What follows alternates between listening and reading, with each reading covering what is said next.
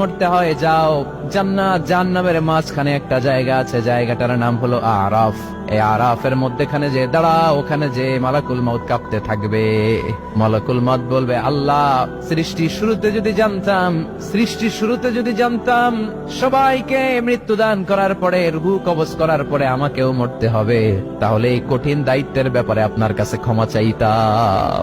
আজকে আমারও যে ভাগ্য বরণ করে নিতে হবে সৃষ্টির শুরুতে, আমি এটা কল্পনাই করতে পারি নাই। আল্লাহ বলবেন, নো টক, মুত ইয়া মালাকুল মউত, মরে যা, মরে যাও।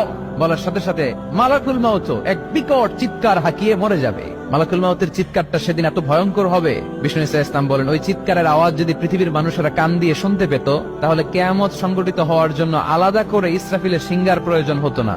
ওই চিৎকারের আওয়াজে প্রতিটা মানুষ কানের পর্দা ফেটে ওই জায়গায় লাশ হয়ে পড়ে যেত। এবার ডানে বায়ে সামনে পেছনে উপরে নিচে কেউ নাই, একজন ছাড়া। জোরে বলতে হবে, তিনি কে?